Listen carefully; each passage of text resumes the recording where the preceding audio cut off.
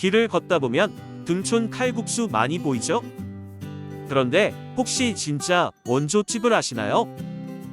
그곳은 바로 서울 강서구 등촌동에 있는 등촌 칼국수의 진짜 원조집인 최땡땡 칼국수.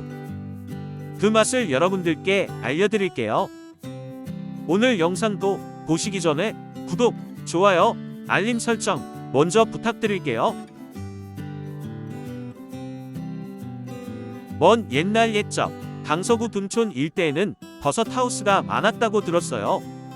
아마도 그 영향 때문에 등촌 칼국수나 가양 칼국수 등이 생겼다는 풍문이 있는데, 혹시 그 내용을 자세히 아시는 분들은 댓글로 남겨주시면 정말 감사드릴게요. 느타리버섯 손질은 간단해요. 뿌리 쪽은 잘라서 버리고 하나하나씩 떼어내주면 되는 거예요. 느타리버섯을 이렇게 넉넉하게 준비를 해주고요. 등촌 칼국수에 빠질 수 없는 미나리는 넉넉하게 넣어줄게요. 깨끗하게 씻은 미나리는 4에서 5cm 간격으로 잘라주세요. 미나리를 넣어 끓여서 매운탕이라고 불리기도 하는데, 향긋한 미나리가 들어가주면 맛도 좋고 몸에도 좋아요. 버섯과 미나리를 넉넉하게 준비를 해준 다음 칼국수의 별미인 볶음밥 재료들을 손질해 줄게요. 우선 미나리 한 줌 정도를 잘게 잘라주세요.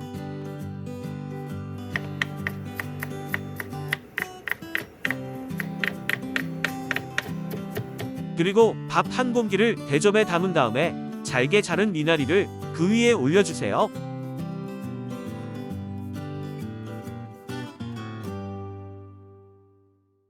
양파는 반개 정도만 별반대로 자른 다음 잘게 다져주세요. 볶음밥에 양파를 넣으면 양파의 단맛이 볶음밥 맛을 업그레이드 시켜주거든요.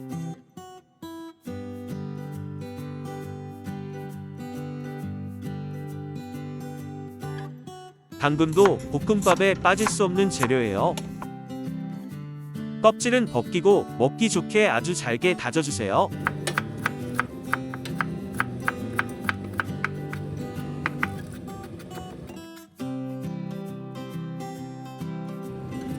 여기에 날계란을 한 개만 톡 까서 올려준 다음 고소한 참기름까지 살짝 추가하면 칼국수에 빠질 수 없는 별미인 볶음밥 재료가 준비가 된 거예요. 볶음밥은 꼭 드셔야 돼요. 이게 정말 맛있거든요. 이제 칼국수를 본격적으로 만들어 볼게요. 마늘 한 줌이고요. 이 마늘은 으깬 후 잘게 다져주세요. 마늘을 이 정도로 넉넉하게 넣어주어야 알싸한 맛이 좋아요.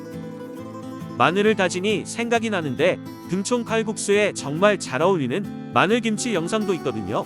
그건 오른쪽 상단에 링크를 올려놓을게요.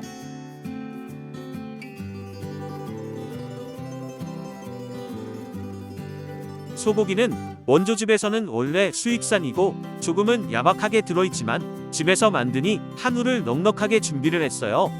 그리고 대부분 등촌 칼국수 집에서는 샤브샤브용으로 얇은 소고기를 넣지만 이렇게 길쭉하게 넣는 게 진짜 원조집 방식이에요.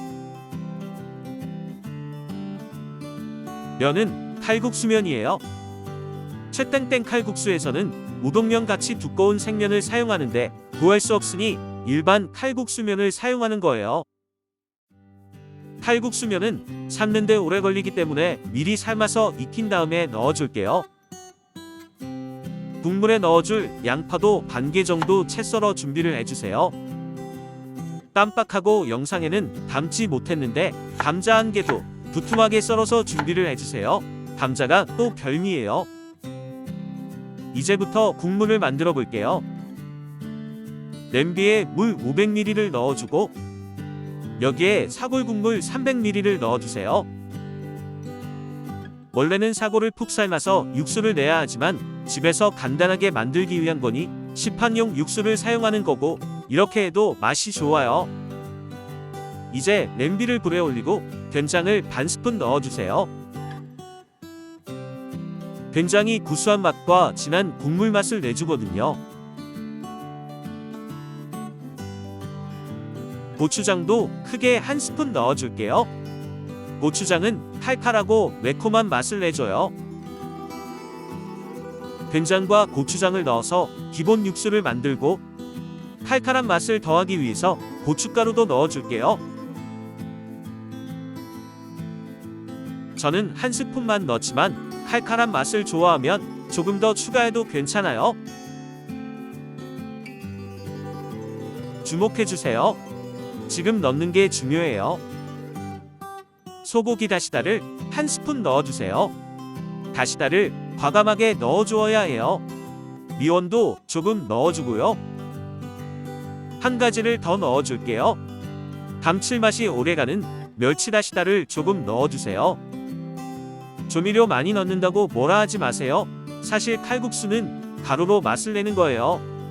망설이지 말고 MSG를 충분하게 넣어주세요. 이 정도는 넣어줘야 사먹는 맛인 입에 쫙쫙 감기는 감칠맛을 낼 수 있어요. 그리고 익는데 오래 걸리는 감자를 먼저 넣어주세요.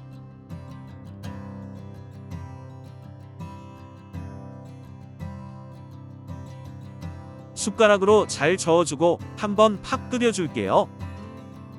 가루들이 국물에 잘 녹아서 어우러져야지 육수 맛이 제대로 나오거든요.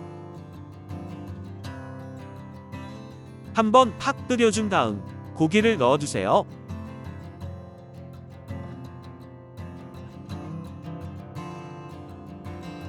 고기를 넣고 국물이 다시 바글바글 끓어오르면 준비해 놓은 재료들을 순서대로 넣어주면 돼요. 버섯과 양파를 먼저 넣어서 살짝 익혀주고 다진 마늘도 모두 넣어주세요.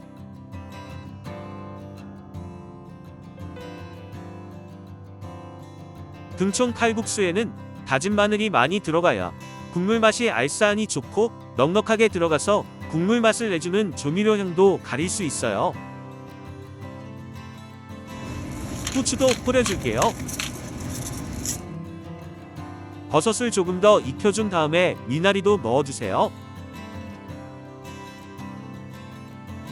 미나리를 좋아하시는 분들은 넉넉하게 준비를 해서 드시면서 추가해서 드시면 더욱 더 맛있게 드실 수 있어요. 미나리는 향이 좋기 때문에 살짝만 데쳐서 드시면 되고, 그 다음은 버섯과 양파 순으로 드시고 남아있는 감자는 면을 넣고 좀 더 푹 익혀서 드시면 돼요. 등촌 칼국수를 먹는 3가지 방법. 첫 번째, 칼칼하게 먹는 버섯 매운탕. 두 번째, 면을 맛있게 먹는 칼국수. 그리고 마지막 3번째, 고소한 맛이 정말 좋은 볶음밥. 등촌 칼국수 일석삼조의 음식이에요. 야채들을 다 드셨다면 삶아둔 면과 미나리를 같이 넣어주세요.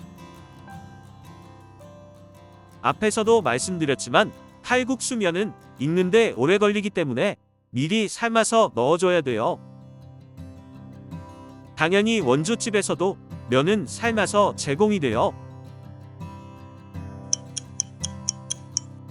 면을 드실 때에는 국물을 대접에 조금 담고 미나리와 면을 대접에 놓고 국물에 살짝 적셔서 같이 드시면 더 맛있게 드실 수 있어요. 면도 맛있게 먹었으면 마지막 하이라이트가 남아있죠? 국물을 따로 덜어서 조금만 남긴 다음에 불을 센 불로 켜주세요. 그리고 여기에 미리 준비한 볶음밥 재료들을 몽땅 넣어주세요.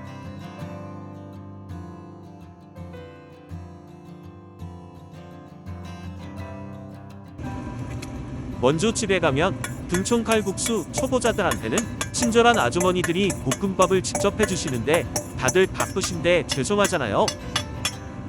볶음밥 만드는 거 어려운 거 없어요. 그냥 바닥이 살짝 눌러붙을 때까지 볶아주기만 하면 돼요. 눌러붙은 걸 먹는 것이 또 별미이거든요. 여기에 참기름을 조금 더 넣어주면 고소한 맛이 진동을 하지요. 이렇게 눌러붙은 걸 긁어가면서 볶아주면 정말 맛있는 볶음밥을 드실 수 있어요. 자, 이번 영상에서는 등촌 칼국수의 진짜 원조집 맛을 재현해봤어요. 여러분도 등촌 칼국수 맛을 이대로 만들어서 집에서 느껴보세요. 오늘 보여드린 등촌 칼국수 영상이 마음에 드셨다면 구독, 좋아요, 알림 설정 한 번 더 부탁드릴게요. 오늘도 긴 영상 시청해주셔서 대단히 감사드려요. 지금까지 착한 밥상TV의 유셰프였어요. 다음에 봐요.